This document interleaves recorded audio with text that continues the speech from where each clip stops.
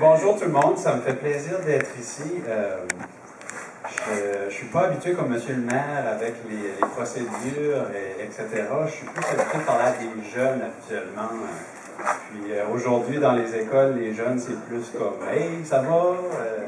Fait que c'est pas dans mes habitudes de parler à des adultes, mais je suis vraiment content d'être ici. À chaque fois que je fais des présentations comme ça, je fais un petit peu comme si c'était un peu me mettre à nu. Ça fait que j'aurais presque pu mettre une photo de moi tout nu puis faire la présentation. Parce que, en fin de compte, je parle de moi-même, de qui je suis et un peu de mes valeurs, etc. Donc, c'est pour ça.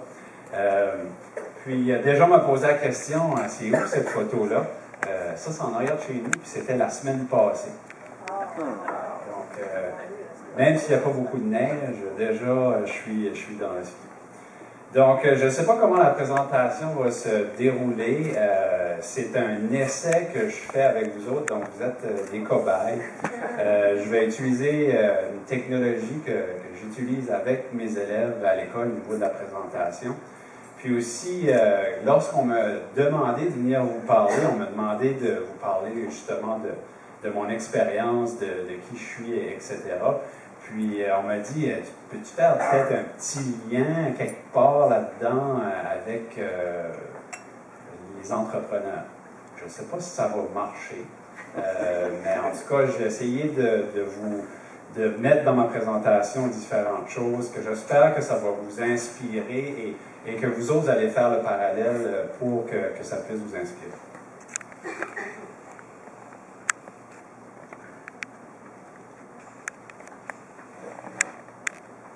Donc, bonsoir tout le monde et merci pour l'invitation d'être ici.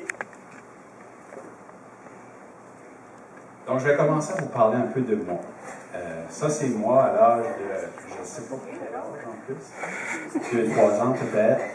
Donc, petit garçon avec une vie bien normale, plein de rêves, de jeux, etc. Et je vais m'amener ici. Donc, plein de rêves, plein d'idées, le goût de faire plein de choses dans ma vie et de profiter de la vie, quoi. Mais, malheureusement, en 1990, donc cette année, ça fait 20 ans, j'ai été atteint du cancer. Donc, c'est pour cette raison-là qu'aujourd'hui, je me retrouve avec seulement un bras. C'était un cancer qui était à l'os de l'épaule droit. Donc, pour essayer d'arrêter la maladie, c'était à peu près la seule manière à ce moment-là que les médecins ont pensé qu'ils pouvaient me sauver la vie. Et c'était vraiment le cas, c'était entre la vie ou la mort. Et heureusement pour moi, ben aujourd'hui, je suis en vie, puis c'est grâce à cette opération-là qui m'a sauvé. Mais ça, c'est un peu comme le début de ma vie. Parce qu'à ce moment-là, la vie commence, c'est une nouvelle vie. Et c'est une nouvelle vie qui a commencé difficile, bien sûr. Donc ça, c'est moi, quelques semaines seulement après l'opération. Donc, chimiothérapie pour combattre le cancer.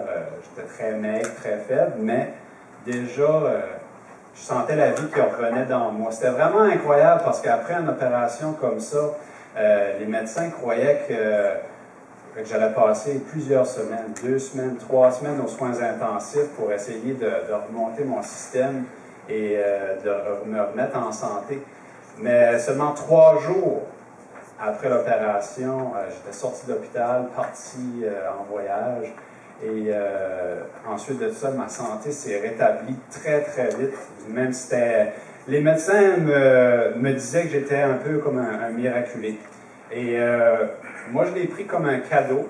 Et j'ai déjà entendu d'autres personnes qui ont vécu des choses, des maladies comme ça, dire faut le prendre comme un cadeau, quelque chose comme ça qui nous arrive, puis le prendre comme quoi qu'il faut profiter de la vie à partir de ce moment-là.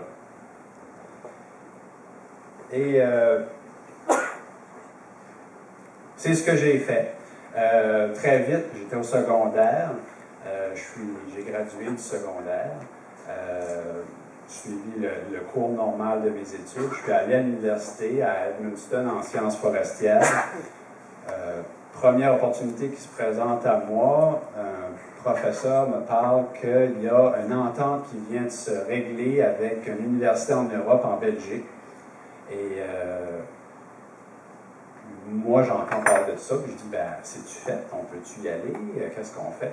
Ben, il dit, si on vient de la signer, là, puis d'ici 1 an ou 2, peut-être qu'il y a des gens qui vont pouvoir y aller. Ben, je dis, moi, je veux y aller.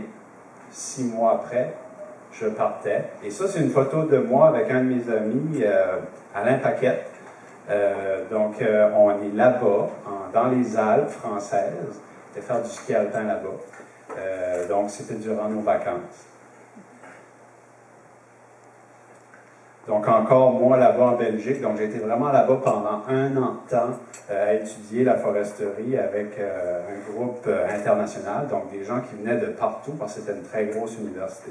Donc, j'ai vécu cette expérience-là pendant 1 an au niveau universitaire. Ensuite de ça, j'ai fait d'autres voyages rendus là-bas avec ma femme, Sylvette. On est parti, une fois que j'ai gradué de l'université, on est parti encore voyager 6 mois en Grande-Bretagne. Pendant 6 mois, on a voyagé partout. Là, vous voyez peut-être pas très bien, mais il y en a-tu qui connaissent le Longman of Wilmington? C'est des dessins qui sont faits dans la montagne, dans les montagnes de craie. On le voit pas très bien, là, mais en arrière, c'est ce qu'on voit. Fait qu'on a visité plein de choses là-bas en Europe. Et en même temps qu'on était là-bas, ben, en fin de compte, on travaillait. Et on avait la plus belle job au monde. On travaillait dans un pub. Fait que moi, j'étais barman et je servais les clients. Même, je m'avais inventé une machine parce que là-bas, c'est pas les machines comme ici. Il faut pomper là, la draft. C'est des gros choses. Et donc, moi, ce que je faisais, je m'étais attaché une corde là-dessus, puis avec mon pied, je baissais le pied, puis ça faisait baisser le lien, puis là, je servais. En tout cas, le barman était tout impressionné, puis les amis qu'on s'est fait là-bas aussi étaient vraiment contents de venir nous voir. Je pèse toujours sur le mauvais bouton.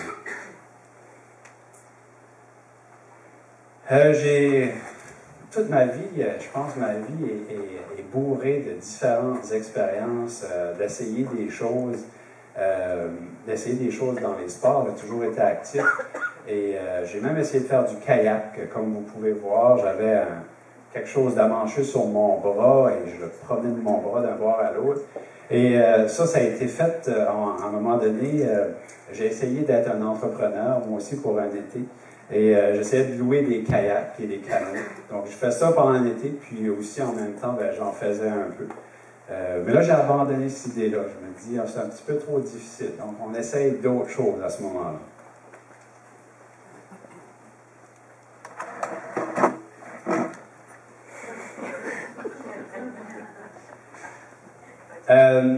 Je vous présente ma famille, en passant.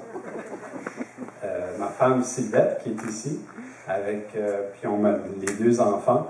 Une autre petite expérience qu'on a faite cette année, vous connaissez le Movember? Malheureusement, dans la famille, il y a juste moi que la barbe poussait. Mais les enfants et Sylvette voulaient participer, eux autres aussi. Ça fait qu'on a trouvé une façon de le faire. Avant d'aller plus loin dans mon récit, je veux partager avec vous autres, on a dit que j'étais un double médaillé d'argent aux Jeux du Canada, puis avant de parler un peu plus de cette histoire-là, je veux vous montrer une vidéo en fin de compte, c'est de la musique des Jeux du Canada, c'est un montage photo, et je vais vous montrer ça avec toutes les photos qui ont été prises là-bas.